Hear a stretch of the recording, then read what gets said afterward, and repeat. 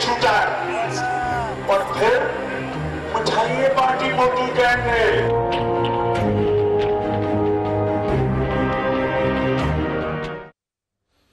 अस्सलाम वालेकुम। आज पाकिस्तान और अफगानिस्तान के दरमियान चमन बॉर्डर पर जो कुछ हुआ वो बड़ा तशवीशनाक है। अफगानिस्तान के साथ बार बार अमन की ख्वाहिश का जवाब यह दिया गया कि सरहदी इलाके में मर्दमशुमारी के लिए जाने वाली टीम के एहलकारों पर हमला किया गया और 2 गांव थे जहां पर अफगान फोर्सेस की इस फायरिंग के नतीजे में जो है वो नुकसान हुआ। 10 अफराद जाँ बहक हुए जबकि 40 अफराद जख्मी हुए। जाँ बहक होने वालों में बच्चे और खवातीन भी शामिल थे। मैं अक्सर अपने प्रोग्रामों में पाकिस्तान और अफगानिस्तान के दरमियान ताल्लुकात की बेहतरी के लिए बात करता रहता हूं, मगर आज जो कुछ हुआ वो नाकाबिले बर्दाश्त है। ISPR की प्रेस रिलीज के मुताबिक अफगान इंतजामिया को पेशगी इत्तला के बावजूद यह वाकया पेश आया। अफगानिस्तान की इश्तिआल अंगेजियां एक अरसे से जारी हैं, लेकिन आज हदूद पार की गई हैं। सिफारती सतह पर तो बात होती है, लेकिन अब एक आम सवाल यह है कि अफगानिस्तान को इस वाकये के बाद क्या जवाब देना चाहिए। दूसरा मामला जिस पर आज प्रोग्राम में बात करनी है वो ये कि आज पानामा केस के मामले पर इमरान खान के लिए एक और मुश्किल खड़ी होगी। पानामा केस में अमल दरामद बेंच ने वजीर आजम को झूठा करार देने वाले जो सियासी लीडर हैं उनकी बातों को गुमराहकुन और गिरा हुआ करार दिया। जस्टिस एजाज अफजल ने वार्निंग देते हुए कहा कि किसी जज ने भी वजीर आजम को झूठा नहीं कहा और गैर जिम्मेदाराना बयानात पर कार्रवाई हो सकती है। इमरान खान और अपोजिशन के लिए शायद यह आम पैगाम है कि इस केस के फैसले पर अब उन्हें खुलकर खेलने का मौका नहीं मिलेगा। इमरान खान के लिए यह इसलिए भी मुश्किल है क्योंकि वो मुख्तलिफ शहरों में जाकर जलसे कर रहे हैं और एक तरह से अदालत ने पानामा केस पर उनके इस बयानिए की हौसला शिकने की है। और आज अदालत ने पानामा केस में JIT भी तश्कील दे दी है। पाकिस्तान की तारीख में बनने वाली JITs में यह गालिबन सबसे ताकतवर तरीन JIT है। तमाम अफसरान ग्रेड 19 से ऊपर है। नैब FIA के तहकीकाती इख्तियारात हासिल हैं। तमाम तर एग्जेक्टिव अथॉरिटी इसके पास होगी और अगर कोई इसके सामने पेश नहीं होता तो सुप्रीम कोर्ट उससे पाबंद करेगी। ये वो JIT है जिसके सामने अब पाकिस्तान के वजीर आजम और उनके बच्चों को पेश होना है। यह पानामा केस का फेज 2 होगा। इस फेज 2 में सियासी माहौल क्या होगा और क्या वाकई पहले फेज के बाद सियासी रहनुमाओं ने अदालती फैसले के हवाले से लोगों को गुमराह किया, इस पर आज प्रोग्राम में मैं पहले बात करना चाहूंगा। मेरे साथ जो लोग मौजूद हैं उनका मैं तारुफ करा दूं। शहरियार आफरीदी साहब तहरीक इंसाफ के रहनुमा है, बहुत शुक्रिया sir, thank you so much. Javed Abbasi साहब बैरिस्टर है, मुस्लिम लीग नून के रहनुमा है, बहुत शुक्रिया सर, आपने हमारे लिए वक्त निकाला। सेनेटर कामिल अली आगा साहब हमारे साथ मौजूद है लिंक पे। कामिल अली आगा साहब आपका भी बहुत शुक्रिया। और शाहिद लतीफ साहब हमारे साथ कुछ ही देर में मौजूद होंगे। मैं शहरियार आफरीदी साहब आपसे आगाज करूंगा। अब ये आज जो सुप्रीम कोर्ट के जजेस के रिमार्क्स आए, क्या वाकई जजेस से कुछ गलत बातें मंसूब की गई थी? बिस्मिल्लाहिर्रहमानिर्रहीम। सबसे पहले आपका शुक्रिया। एक चीज़ जो पूरे पाकिस्तानी कौम के अलावा किसी भी मुहज़्ज़ब इंसान को अंडरस्टैंड करना बहुत ज़रूरी है, वो है 549 पेजेस, 549 पेजेस, अच्छा, जिसमें 5 जजेस में से 2 की एक राय और 3 ने जो लिखा वो कौम के सामने आपने भी पढ़ा, मेरे ख्याल में सब ने पढ़ा और उसकी हमने उर्दू में ट्रांसलेशन करके पूरी कौम के सामने रख दी। सुप्रीम कोर्ट पे एतमाद है, JIT पे एतमाद है, होने का यकीन अल्लाह से है और खान साहब की तहरीक इंसाफ की जाती कोई चपकलिश रंजिश या जायदाद का मसला नहीं है मियाँ साहब या PMLN से। पाकिस्तान के एक्सचेकर की बात है, पाकिस्तान के लुटी हुई दौलत की बात है। ये है वो जराए। और फिर अंदर सुप्रीम कोर्ट में 3 डिफरेंट लॉयर्स ने क्या जवाबात दिए और फिर वो कतरी खत। वो ठीक है, वो आप इंफेरेंस कर रहे हैं, मगर जजेस के साथ ये बात मंसूब कर रहे हैं। मेरा सवाल वो मेरी अर्ज सुने। देखें, जजेस के लिए 549 पेजेस जो आए, एक पेज मुझे बताएं जहां पे क्लीन चिट प्राइम मिनिस्टर को दी हो। एक जगह मुझे बताएं जहां पे मनी ट्रेल को रिजेक्ट ना किया गया हो, कतरी खत को रिजेक्ट ना किया गया हो।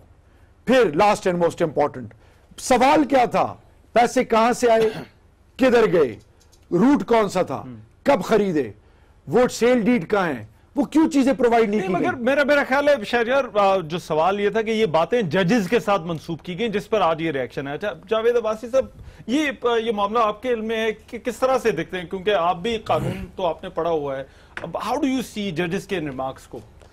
बिस्मिल्लाहिर्रहमानिर्रहीम, बहुत शुक्रिया। मैं समझता हूँ कि आज की जो तारीखी जो जस्टिस अफजल साहब ने अपनी जस्टिस एजाज अफजल साहब ने अपनी अदालत में बैठ के जो बातें की हैं वो सबके लिए बड़ा लेमा फिक्री है। उन्होंने मुखातिब करके कहा कि अब वक्त ऐसा आ गया है कि हमने वो बातें कही नहीं है जो जलसों में जाकर आप हमसे मंसूब करते हैं। उन्होंने कहा कि हमने किस जगह पर ये इल्ज़ाम लगाया जो आपने प्राइम मिनिस्टर के बारे में ये अल्फाज इस्तेमाल किए हैं और हमारा नाम लेके किया है। और आज अभी मेरे आने से पहले आपने भी और जियो न्यूज़ बार बार दिखा रहा था कि इमरान खान साहब ने अपने एक जलसे में कहा है, उन्होंने कहा कि 5 जजों ने उनको झूठा करा दिया है और अब उनको पास कोई हुकूमत करने का कोई जवाब बाकी नहीं बचा। तो उन्होंने कहा कि आप अपना सियासी स्कोर जरूर बराबर करें, आप अपनी बात जरूर करें, आप पहले से भी शायद इल्ज़ाम लगाते रहे, लेकिन अगर कितनी बदकिस्मती है कि आप सुप्रीम कोर्ट ऑफ पाकिस्तान के जजेस का नाम इस्तेमाल कर रहे हैं और वो जजेस जो अभी दोबारा बेंच बनाया और उन्होंने दोबारा JIT की सारी कार्रवाई उनके पास जा रही है, उन्होंने फैसला करना है। तो उन्होंने कहा कि अगर हमारे मुतालिक कोई लीडर ये बात करता है तो उसके बारे में जो उस लीडर के बारे में जो उन्होंने अल्फाज इस्तेमाल किए वो कितने सख्त इस्तेमाल किए, क्या किए आपको पता है ना आज उन्होंने क्या कहा? काफी सख्त अल्फाज है। मेरा ख्याल है कि आज तक मैंने किसी इतने सख्त अल्फाज किसी जज साहब के किसी आदमी के मुतालिक नहीं देखे जो आज इनकी लीडरशिप के मुतालिक वो इसलिए हुए कि वो दुखी थे, वो समझते थे कि ये और ये वाकई कोई किसी भी लीडर हो, मजहबी लीडर हो या सियासी लीडर हो या कोई रहनुमा हो या कोई आम आदमी हो, इसके लिए किसी तौर पे जायज नहीं है कि वो अपने दिल की बात किसी और से मंसूब करके सारी दुनिया में फैलाता चला जाए, इसलिए कि इससे गुमराही होती है, इसलिए उस पर तुमत आती है, इसलिए उनको दिल आजारी होती है। अब भी मेरा समझता हूँ कि वक्त है कि अगर आज भी मेरा ख्याल है कि बड़ापन यही है कि माफी मांग लेनी चाहिए, कहेगा हमसे गलती हुई है। कह रहे हैं कि खान साहब को माफी मैं कौन से भी माफी मांगता हूँ, मैंने उन जजेस जिनका नाम लिया उनसे भी माफी मांगता हूँ, मैं मीडिया से भी मांगता हूँ और मैं आइंदा कभी इल्जाम उस वक्त तक नहीं लगाऊंगा जब तक मुझे मेरे पास कोई आगे साहब माफी की जरूरत है यहाँ पर इस मामले में। देखो रमान हज़रत, सबसे पहले तो मैं वो उन शहदा की बुलंदी दर्जात अजमत के लिए दुआ गो हूँ जो चमन बॉर्डर पर 69 शहरी जो हैं जो शहीद हुए अफगानिस्तान की तरफ से फायरिंग के ज़रिए और जो ज़ख्मी हुए उनके लवाकीन के लिए अल्लाह पाक से सब्र की गुजारिश करता हूँ और उनको सब्र की तलकीन करता हूँ और अल्लाह पाक उनको जज़ाए खैर दे। सर आते हैं इस इशू पे प्रोग्राम में आगे चल के बात करेंगे जी मैं, लेकिन वो ये मैं समझता हूँ कि इब्तदा में चूँकि वो पाकिस्तानी शहरी और पाकिस्तानी जो है वो मुसीबत ज़दा हैं तो पहले उसकी बात जो है हम दुआ ज़रूर कर लें। तो अगली बात आप कहते हैं कि माफ़ी, देखें ये इस किस्म की जो अदालती कार्रवाई के दौरान तनबीह होती है उसको मुस्बित लेना चाहिए और उसके मुतल्लिक ये माफ़ी और एग्जामिनेशन जो है उसमें नहीं पढ़ना चाहिए। ठीक है, उन्होंने तलकीन की है, कल उन्होंने हुकूमत को तलकीन की थी परसों कि हमारे साथ खिलवाड़ ना करें, हमारे साथ गेम्स ना खेलें, तो आज उन्होंने दूसरी साइड पे भी उन्होंने तलकीन की है कि ऐसे बयानात ना दें जिसके ज़रिए कोई ऐसा तासर कायम हो कि कोई इम्पार्शियलिटी जो है वो बेंच की कार्रवाई में। सर इसे आप क्या कहते हैं, ये जो रिमार्क्स दिए गए हैं कि धोखा दिया जा रहा है, गलत बातें मंसूब, क्या फिर ये वार्निंग है या अदालती वजाहत है, ये क्या है? देखें ये अदालतों की तरफ से ये इस किस्म की तलकीन हमेशा आती रहती है, ये नई बात नहीं है। अब्बासी साहब जो है वो इसको जरा थोड़ा बढ़ा चढ़ा के बयान कर रहे हैं। आप ये कह रहे हैं कि कोई अनयूजुअल चीज नहीं है, कोई गैर मामूली नहीं है, ये चीज नहीं अनयूजुअल चीज नहीं है, अनयूजुअल चीज नहीं है।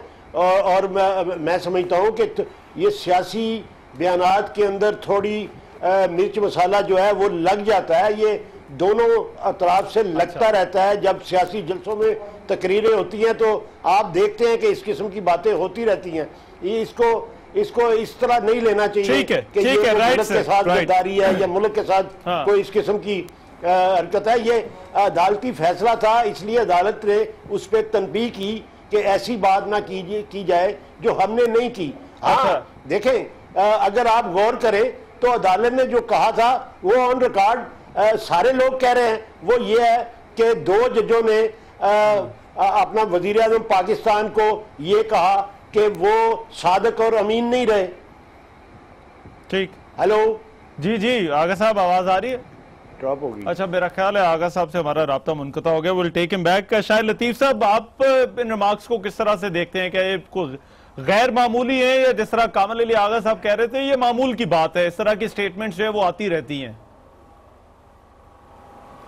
देखिए, मैं समझता हूं कि अदालत की तरफ से 2 बातें की गई हैं और वो दोनों समझने की जरूरत है। एक तो उन्होंने शायद इस बात पे एतराज किया है कि ये जो अदालत के बाहर सियासी पार्टियां अपनी एक अदालत लगाती हैं वो मुनासिब नहीं है, क्योंकि हमने देखा कि जितना भी ये पनामा लीक्स वाला केस था, इस दौरान अदालत के बाहर वाकई प्रेस कॉन्फ्रेंसेस ऐसी चलती रहीं और उसके अंदर खूब धुआंधार बातें हुई और एलिगेशंस, काउंटर एलिगेशंस, वो सब वहां चलता रहा।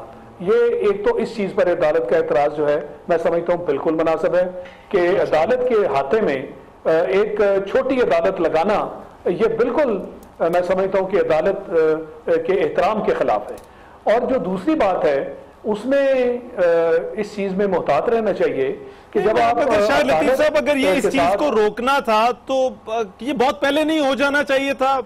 फिर ये जो जितने दिन होती रही, बिल्कुल होना चाहिए था। अब देखें कहीं ना कहीं पर आकर तो अदालत ने खुद भी इस चीज को अलाउ किया ना, ये जिस तरह से प्रेस कॉन्फ्रेंसेज होती थी बाहर।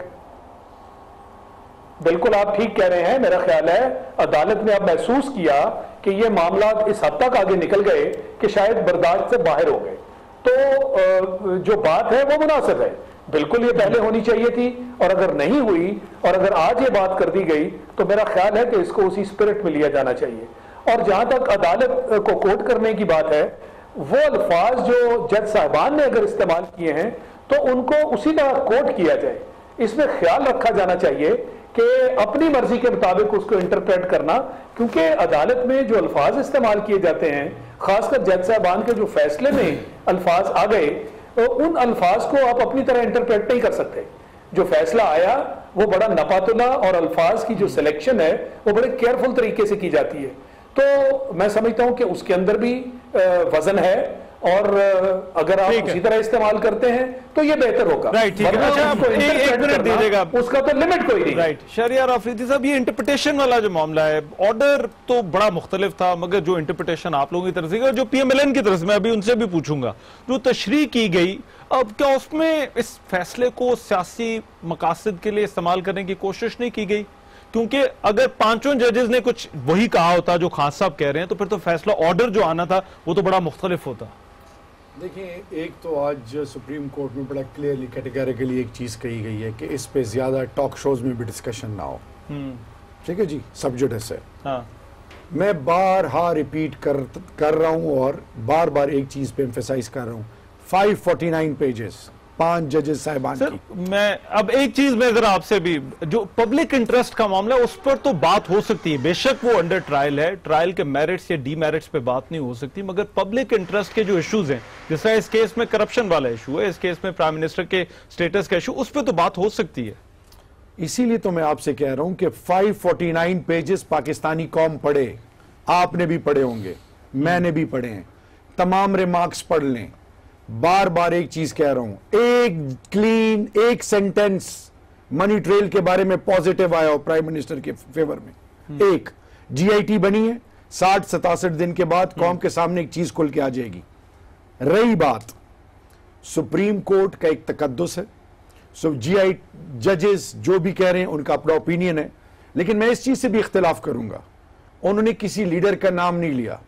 अगर कोई मफरूजों पे चल रहे हैं, यही मोरलेस, यही point of view Peoples Party का है, यही इवन MQM तक नहीं, पॉइंट ऑफ व्यू होना और बात है शहरियार, मगर जो जलसों में जो खास साहब ने बात की, जो अभी हमने शॉर्ट चलाया, पार्टी ने हमने शॉर्ट चलाया, क्या बिलावल भुट्टो जरदारी ने नहीं की, मिलती जुलती साहब ने नहीं की, मिलती जुलती बात, यही कहा कि यही पॉइंट आप अपने उनके जलसे उठा लें।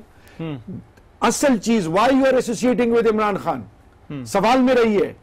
अगर जजेस अगर मुंह से बात सुनी है तो फिर नहीं नाम ले लेते हैं, एसोसिएट उन्हें जजेस नाम ले लेते हैं, नहीं लिया, मगर मेरे पास वो शॉर्ट मौजूद है जो साउंड बाइट, वो तो मैंने चला दी। यही मफरूज है ना, तो आप 549 पेजेस को पढ़ लें, उसमें भी यही चीज आता है कि किधर गए वो जराए, मनी ट्रेल क्यों नहीं दी गई, कतरी खत क्यों रिजेक्ट हुआ। जब आपके पास मनी ट्रेल ही नहीं है, आप जस्टिफाई नहीं कर सके, और 12 नुकात जो तहरीक इंसाफ ने दिए थे, जीआईटी में मन वो है, नून क्या कहती थी कि मियां साहब का तो नाम ही नहीं है, रिस्पोंडेंट नंबर 1, रिस्पोंडेंट नंबर 1, और वो जीआईटी के सामने भी पेश हुआ, और जीआईटी के लिए सौलत मिर्जा, उन पे जीआईटी बन रही है। क्या ब्रेक लेने दे, मगर मैं ये सवाल कि जिस तरह से फेज 2 में मीडिया और टॉक शोज हुए हैं इस मामले के ऊपर, क्या फेज 1 में, क्या फेज 2 में भी अब वैसे ही होगा? इस पर बात होगी। इस ब्रेक के बाद हम वापस आ रहे हैं।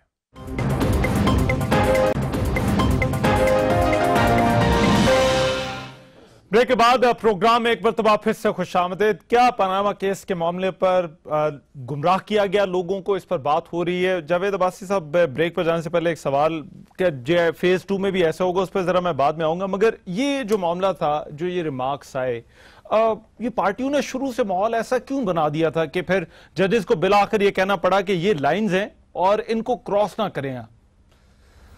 देखिए, जो आज की कार्रवाई थी उसको ज़रा दूसरी कार्रवाइयों से मुख्तलिफ करके आपको देखना होगा। बात सूरत ये होती थी कि जब पनामा का ट्रायल चल रहा था, कोई इनकी तरफ से वकील या हमारा वकील खड़ा होकर कोई बात करता था तो जजेस आगे से ऑब्जर्वेशन देते थे, कोई रिमार्क्स भी देते थे। आज ये मामला नहीं था, आज उन्होंने वार्निंग दी है और वो इस हद तक आगे गए कि हम आइंदा इसको ऐसा नहीं होने देंगे। जो जिम्मेदारी आप लोगों की भी है। हाँ जी, वो जो करेगा उन्होंने कहा हम अदालत के खटारे में खड़ा करेंगे। अब मैं फिर ये अपने अल्फाज वही दोहराऊंगा कि पाकिस्तान की और पाकिस्तान के अदारों की और हम लोगों की कितनी बड़ी बदकिस्मती है कि अगर हमारे नेशनल लीडर उठकर एक ऐसी बात किसी जज से, किसी ट्राइब्यूनल से, किसी जजमेंट से, किसी से मंसूब करे जिसका हकीकत से कोई तल्लुक ना हो, और फिर जज साहिबान ने कहा कि आपने हमारा नाम एक दफा नहीं कई दफा इस्तेमाल किया कि 5 जजों ने कहा, और अभी एक और इनको वार्निंग आने वाली है। अच्छा, ये बार बार कहते हैं कि उन्होंने कतरी लेटर को मुस्तरद कर दिया है। अच्छा। उन्होंने कतरी लेटर को कहा कि ये झूठ का पलंदा है। पूरी कार्रवाई में मुझे देख दें, हमने भी वो जजमेंट पढ़ी है, कहां उन्होंने कहा है कि कतरी लेटर झूठ है। यार इस पर भी गलत बयानी की जा रही है, क्योंकि ये तो आप जलसों में बड़े खुलेआम ये बातें हो रही हैं। खत्म करो, इनका पूरा राइट है। ये बार बार ये बात कह रहे हैं। उन्होंने कहा कि ये जेआईटी को उन्होंने डायरेक्ट किया कि आप देखें कि ये लेटर ठीक है, हकीकत है, ये अफसाना है। इस हद तक तो उन्होंने जो बात की है, लेकिन उन्होंने किसी एक जगह पे भी नहीं कहा कि ये लेटर जो आया है, कतरी लेटर, ये झूठा है, ये सही नहीं है, इसकी क्रेडिबिलिटी ठीक नहीं, इसीलिए तो उन्होंने जेआईटी को भेजा है। दूसरी बात, उन्होंने कहा है कि जिन लोगों ने ये बात कही है, पब्लिक को गुमराह किया, उन्होंने झूठ बोला है कौम से। क्या कहा है उन्होंने कौम से झूठ बोला है कि उनको ऐसी बातें नहीं करनी चाहिए थी। अब कुछ दिन पहले की बात है कि आप देखेंगे अभी एक सेटबैक से अभी रिकवर नहीं किया था इन्होंने, दूसरा कर लिया। और इन्होंने क्यों किया कि कुछ दिन पहले इन्होंने कह दिया कि हमें 10 अरब रुपए की डिमांड है। हम कहो बाबा हमें बताओ, मेहरबानी करो, हम मिलते मगर मेरा ख्याल है एक चीज कहने में तो हक बजाने में कि कतरी लेटर की कहीं तस्दीक भी नहीं की, उन्होंने ये भी नहीं कहा कि ये ठीक है। अगर आप ये कह रहे हैं कि वो गलत नहीं है, इन पे ये भी बात आएगी, मगर अदालत आप मेरे अल्फाज आप मेरे अल्फाज दोबारा सुन रह गए। मैंने कभी नहीं कहा कि वो ठीक है, ये मैंने कहा, मेरे अल्फाज आप देख लें, मैंने कहा कि ये हर जगह खड़े होकर कहते हैं कि वो लेटर जो है, आज भी इन्होंने नौशहरे के जलसे में कहा वो लेटर झूठ का पलंदा था। अब अगर 10 अरब रुपए वाला मामले से अभी नहीं निकले, मेहरबानी करके आपने इतने इल्जाम लगाए कि इस 1947 में ये मुल्क आजाद हुआ है, तमाम लीडरशिप को एक तरफ रख दे, तमाम पॉलिटिकल पार्टीज को, तमाम सियासी जमातों को एक तरफ रख दे। इतने इल्जाम पाकिस्तान की सियासत में नहीं लगे, पिछले 3 सालों में लगे। हमारे भाई है कि हम सियासत जरूर करें, आपको हक है पूरा करें, लेकिन अगर हम इल्जाम लगाएंगे तो सच नहीं होगा। तो यही मामला होगा जहां सुप्रीम कोर्ट है। देखिए, एक तो मेरा बैरिस्टर साहब के साथ जाती ताल्लुक है। अच्छा। और मेरा भाई उसमें तो कोई मैं बड़े नहीं, ये तो खैर जाती मामला तो नहीं है, लेकिन मैं एक चीज पार्टी का नहीं मैं एक चीज आपको बताऊं, ताल्लुक अपनी जगह, लेकिन पहली चीज ईमान है, फिर धरती माँ है। बिल्कुल ठीक। और उस पे कोई रिश्तेदारी और रिश्ते ताल्लुक नहीं है, कोई कॉम्प्रोमाइज है नहीं। सवाल मेरा ये है 10 अरब की बात की है ना खान साहब, उन्होंने कहा मुझे अदालत लेके जाएं, क्यों नहीं लेके जा रहे? नहीं, अभी जो जा रहे हैं। अच्छा बस ठीक, दूध का दूध पानी का पानी हो जाएगा, अदालत लेके जाएं, चीज हो जाएगी क्लियर। दूसरी चीज, ये 2 दफा जो 5 जजेस का जो कमीशन था, इसने अपने रिमार्क्स में प्राइम मिनिस्टर और खानदान के बारे में कितने सख्त अल्फाज इस्तेमाल किए, अखबारात लिखते रहे, हर कोई कोट करता रहा रिमार्क्स पे। हम इदारों के बारे में क्या रिमार्क्स आए, अब बात ही है, मगर वो जजमेंट नहीं थी। देखिए जब आप ये कहते हैं ना कि अगर मेरे बारे में मेरे ये रिमार्क्स नहीं है, सर कहा ये गया ऐसे जैसे ये जजमेंट दे दिया, 5 जजेस ने कह दिया। नहीं तो लेना था ना नाम, अगर जजेस ने नाम लिया होता कि फलानी पार्टी के चेयरमैन ने ये किया तो फिर तो ठीक है। ठीक। अगली चीज जो कि सबको अंडरस्टैंड करने की है, सवाल मेरा ये है कि पाकिस्तानी कौम का पैसा लूटा गया है, पाकिस्तानी कौम मकरूज दर मकरूज हो गई है, और सिर्फ पूछा इतना गया पैसे किधर से आए, किस रूट से गए और कब खरीदे, सेल डीड दिखाएं। इसमें कौन सी ऐसी रॉकेट साइंस है जो कि 3 वकला ने नहीं पेश की और अब जीआईटी बनी है। मेरी एक और चीज, क्या 2 सुप्रीम कोर्ट के जजेस ने ये नहीं कहा, सीनियर जजेस ने, कि सादिक और अमीन नहीं है ये?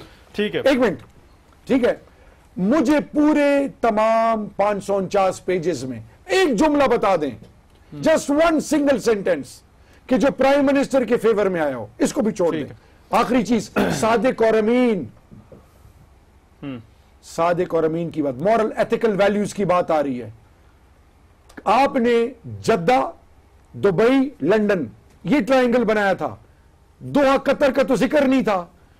और फिर लास्ट एंड मोस्ट इंपॉर्टेंट बात, आज मेरा सवाल ये बतौर पाकिस्तानी छोटे मेंबर ऑफ द पार्लियामेंट, एक पाकिस्तानी के, अगर एक प्राइम मिनिस्टर चीफ एग्जीक्यूटिव को ये नहीं पता कि उनके पास पैसे किधर से आए, उनके औलाद कैसे इतनी जल्दी अमीर हुई, और वो 12 नुकात जिसपे जीआईटी बनी, उसको कोई इखलाकी हक नहीं कि वो सौदे पे बैठे। ठीक है, मैं शाहिद लतीफ साहब, मैं 1 मिनट आता हूं जरा। शाहिद लतीफ साहब, ये जेआईटी आपने बात की है, मैं जरा गुफ्तगू को आगे बढ़ाना चाह रहा हूं। जेआईटी ये बड़ी पावरफुल जेआईटी बनी है, आपको लगता है कि ये दबाव के बगैर काम कर पाएगी या इस पर कोई दबाव होगा, आपको लगता है? नहीं, मैं ये समझता हूं कि ये बहुत गैर मामूली अरेंजमेंट है और आज तक पाकिस्तान में इतनी पावरफुल जेआईटी हमने नहीं देखी। सिर्फ जेआईटी ही पावरफुल नहीं, जेआईटी का जो मैकेनिज्म बनाया गया है, तरीकाकार, उसको देखिए कि सुप्रीम कोर्ट डायरेक्टली सुपरवाइज करेगा, मॉनिटर करेगा, और हर 2 हफ्ते बाद इस जेआईटी ने सुप्रीम कोर्ट के सामने अपनी अपडेट देनी है, रिपोर्ट पेश करनी है। मैं समझता हूं कि, और फिर आप देखिए कि 2 मेंबर्स जिस तरह उनको रिजेक्ट कर दिया गया, यह भी अनप्रेसिडेंटेड है, यह नहायत गैर मामूली बात है। और जिस लेवल के लोग इसमें डाले गए, ग्रेड 19 एंड अबव, यह भी अनप्रेसिडेंटेड है। तो मैं समझता हूं कि यह एक पावरफुल जीआईटी बनी है और सुप्रीम कोर्ट वो नुकता नहीं होगा जो जिस तरह से अपोजिशन कह रही थी शाहिद लतीफ साहब के प्राइम मिनिस्टर का दबाव होगा या वो किसी तरह से इन्फ्लुएंस कर सकते हैं। अभी जो मैकेनिज्म बना है इसमें आपको लगता है ऐसी कोई गुंजाइश नहीं है? मेरा ख्याल है कि इसमें गुंजाइश इसलिए नहीं है, जैसे मैंने कहा, पहली बात तो यह कि 2 मेंबर्स आपने उसमें आईएसआई और एमआई के भी डाले हैं, ब्रिगेडियर लेवल के। अच्छा। और उनके ऊपर तो आज तक मैं समझता हूं हर आदमी जानता है कि वो न्यूट्रल मेंबर्स के तौर पे उसमें डाले गए हैं, वो न्यूट्रल हैं।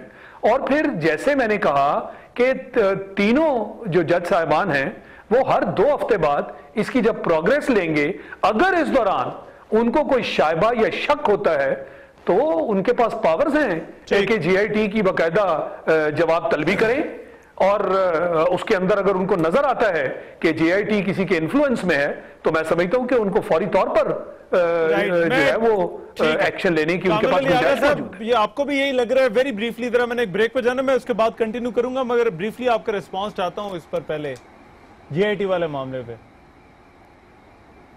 देखें, मेरे ख्याल में जेआईटी के मुतल्लिक अब हमें सिर्फ ये नज़र रखनी चाहिए कि उसकी शफाफियत जो है वो सुप्रीम कोर्ट जो है वो मॉनिटर करती रहे। और जिस तरीके से उन्होंने शफाफियत के साथ जीआईटी बना दी है, मुझे तो पूरा यकीन है कि JIT जो है वो बेहतर से बेहतर इन्वेस्टिगेशन करेगी। और आपको नहीं लगता है इसकी भी अब कवरेज उसी तरह से होगी जिस तरह से पनामा केस की होती थी, नए नए सबूत आते थे, मीडिया में डिस्कस होती थी प्रोसीडिंग्स, क्या हो रहा है, कब हो रहा है? देखें, मीडिया जो है वो उसको तो आज़ादी होनी चाहिए, उसको रिपोर्ट करने की भी आज़ादी होनी चाहिए, और उसको उसका हक है कि वो उसके ऊपर नज़र भी रखे और अवाम को सारी कार्रवाई से मुतला रखे। ये मीडिया के फ़राइज़ हैं। जो JIT के फ़राइज़ हैं वो अपनी जगह है, जो अदालत उज़्मा के फ़राइज़ हैं वो इस वक्त बहुत बालातर हैं, और उनको शफाफियत को मॉनिटर करना उनके ऊपर उनके फ़राइज़ में शामिल है, क्योंकि ये कौम का मसला है। ठीक है, ये किसी राइट सर, मुझे सर एक ब्रेक लेने दे, मैं आगे साहब ब्रेक लेने दे, ब्रेक के बाद हम वापस आ रहे हैं और फिर वापस आकर अफगानिस्तान वाला जो इशू है जो आज चमन बॉर्डर पर हुआ, मैं उस बारे में भी बात करेंगे हम। इस ब्रेक के बाद हम वापस आ रहे हैं।